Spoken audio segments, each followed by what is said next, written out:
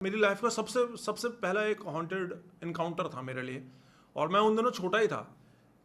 In fact इस incident के होने के बाद में जब मैं बड़ा हुआ तो मेरे को थोड़ा सा इंटरेस्ट बनने लगा था इन सब चीज़ों में, क्योंकि मेरे साथ में ये चीज़ हो चुकी थी। मैं ना 7th या 8th क्लास में था उन दिनों, तो हमने एक नए फ्लैट में शिफ्ट करा था। तो वो जो फ्लैट था ना, वो था ग्राउंड फर्स्ट सेकंड मंजिल पे था, मतलब तीसरी मंजिल पे हिंदी में बोल देंगे उसको। तो तीसरी मंजिल पे वो फ्लैट हुआ करता था। 3 कमरे का वो फ्लैट था। हाँ, 3 कमरे थे। तो बाकी तो सब उसमें अच्छा था, लेकिन पता है क्या, जिस दिन हम उस घर में गए ना, तो उस घर में जाते के साथ में ही एक एक अजीब सी वाइब आती थी। एक डर वाली नहीं बोलूँगा मैं, डर वाली वाइब नहीं आती थी, एक ना अकेलेपन वाली वाइब आती थी। खुशी नहीं होती थी वहाँ पे उस घर के अंदर में। तो हमने उस घर में शिफ्ट किया, तो सब कुछ ठीक ठाक चल रहा था शुरू के कुछ दिन तो। और जैसे मैंने बताया, मैं 7th 8th क्लास में ही था उन दिनों।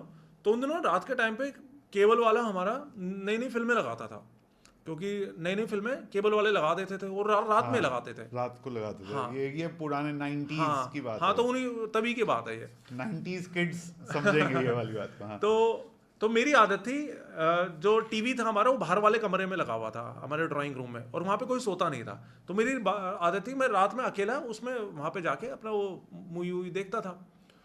तो हुआ क्या, अगले 2-3 दिन बाद ही, एकदम से ही 2-3 दिन बाद से ही शिफ्ट करने के, रात में किसी भी टाइम 10 बजे, 10:30 बजे, 11 बजे, और वो सर्दियों का टाइम था तो मेरे घर वाले तो सो जाते थे जल्दी, लेकिन मैं जगता रहता था।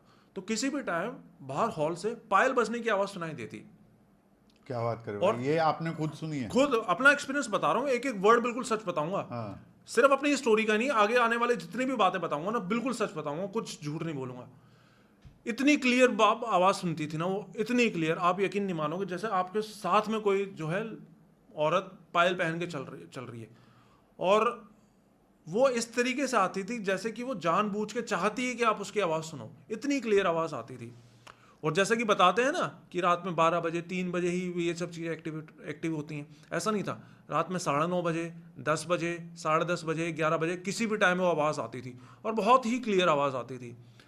मैंने अपने घर वालों को भी बताया, मम्मी को भी बताया कि मम्मी मेरे को तो आवाज़ आती है, लेकिन बच्चों की बातें कहाँ इतनी कोई ध्यान देता है, और इस तरीके की बातों पे तो कोई बिल्कुल भी ध्यान नहीं देता।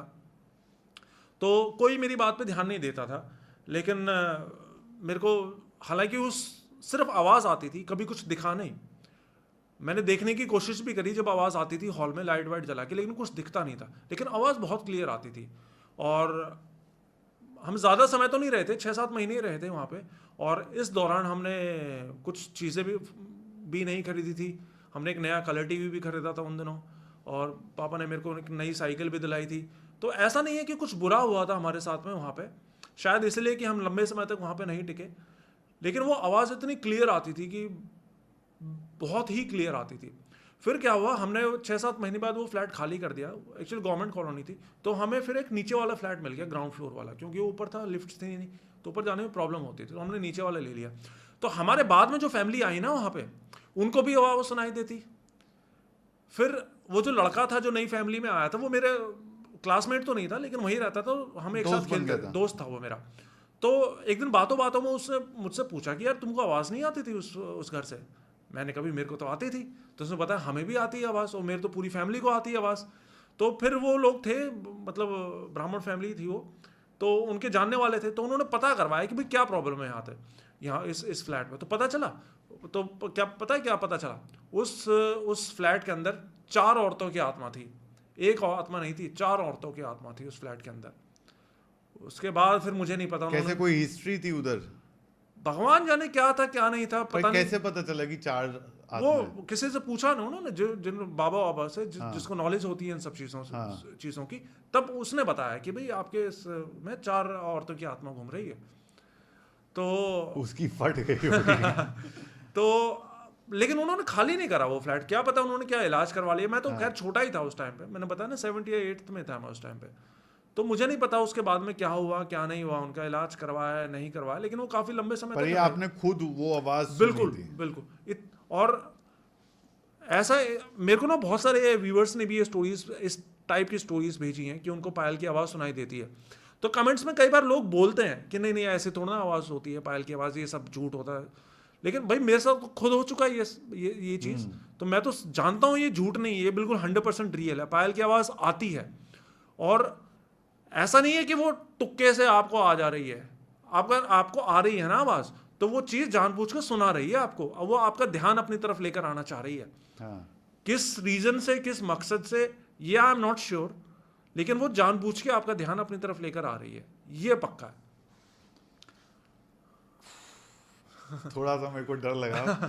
क्या ये कहना सही है कि जो लोग नहीं मानते हैं उनकी लाइफ में ये इंसिडेंट्स होना, या उनका ऑरा स्ट्रांग हो जाता है तो उनकी लाइफ में ये इंसिडेंट्स शायद ना हो? नहीं, ऐसा नहीं है, मैं बताता हूँ।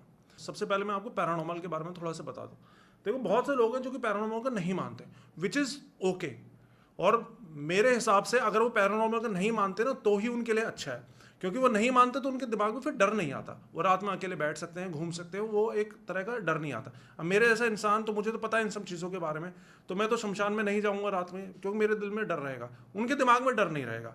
प्रॉब्लम होती है ब्लैक मैजिक में, क्योंकि ब्लैक मैजिक जब किसी के ऊपर करा जाता है ना, तो इस बात से कोई फ़र्क नहीं पड़ता कि उसका ऑरा 0 है, उसका ऑरा 100 है, वो मानता है नहीं मानता है, कितनी उसकी अच्छी बॉडी है, कितना वेट लिफ्टिंग करता है, इन सब चीज़ों से कुछ फ़र्क नहीं पड़ता।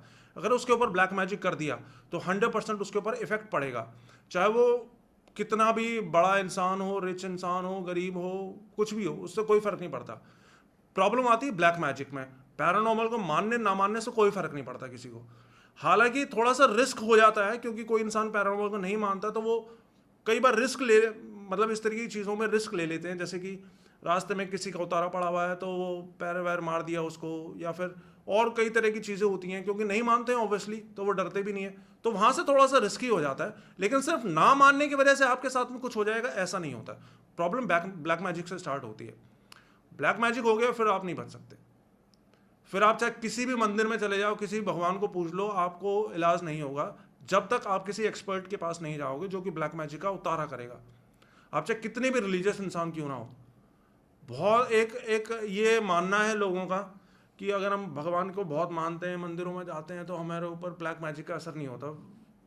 मेरे एक्सपीरियंस में आज तक मैंने जितने भी केसेस देखे हैं ब्लैक मैजिक के, किसी भी एथीस्ट के साथ नहीं हुआ है ब्लैक मैजिक।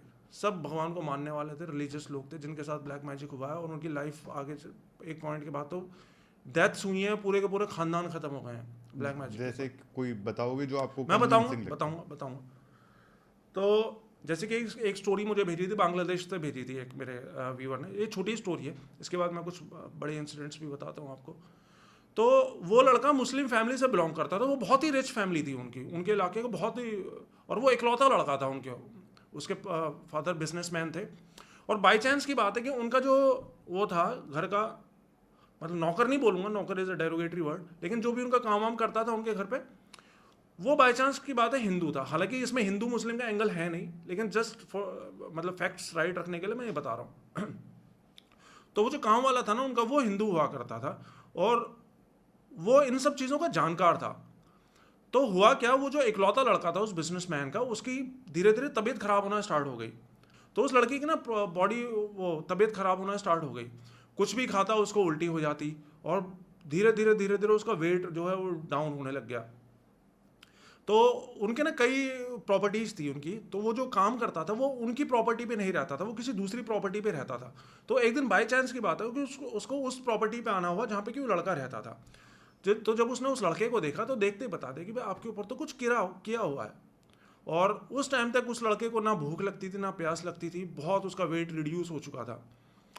तो फिर पता है उसने क्या किया, उसने जो उनके यहाँ काम करता था, उसने एक बड़ी सी बाल्टी ली और उसमें पानी डाला, पीने वाला पानी, और उसमें 4-5 चीनी के दाने डाले, 4-5 चीनी के डाले। इतनी बड़ी बाल्टी में 4-5 चीनी के दानों से क्या होगा, कुछ नहीं होगा, मीठा तो होगा नहीं वो। हाँ। फिर उसने उसको बोला अब तुम ये पानी पियो। अब वो लड़का बताता है कि जब वो उस पानी को पी रहा था ना, उसको ऐसा लग रहा था कि जैसे कितना मीठा पानी है वो, और वो जन्मों से प्यासा है। वो देखते देखते वो आधी बाल्टी पी गया, उसका आधी बाल्टी पानी पी गया, मतलब इतनी बड़ी बाल्टी थी, इतना पानी पी गया उसका। अब इतना पानी तो बॉडी ले नहीं सकती। हाँ। तो उसको हुई उल्टी। हाँ। पानी पीने के बाद में, और उल्टी में ना उसके मुंह से इतना बड़ा धागा निकला, और उस धागे में बंधे हुए थे 7 दांत। किस जानवर के थे मेरे को नहीं पता, लेकिन 7 दांत बंधे हुए थे। फिर उस आदमी ने बताया कि ये जो दांत थे ना, ये टोटल 12 दांत थे जो तुम्हारे ऊपर ब्लैक मैजिक करा गया था। टोटल 12 दांत थे, जिसमें से कि ये 5 खत्म हो चुके हैं, 7 बचे हैं। जब ये 7 खत्म हो जाते ना, वो तुम्हारी उस टाइम पे फिर तुम भी मर जाते। तुम ये सिर्फ 7 दांतों तक बचे हुए थे। तो वो निकला, उसके बाद उसके जो वो ब्लैक मैजिक था, तब जाके वो कटा। तो ये बाई चांस की बात थी कि वो उस दिन आ गया उसके घर में, और मतलब ये तो एक छोटा सा इंसिडेंट था ब्लैक मैजिक का। वो बच गया लड़का फिर? हाँ, फिर बच गया। फिर तो वो जो चीज़ भेजी गई थी वो हटी गई ना उसके ऊपर से।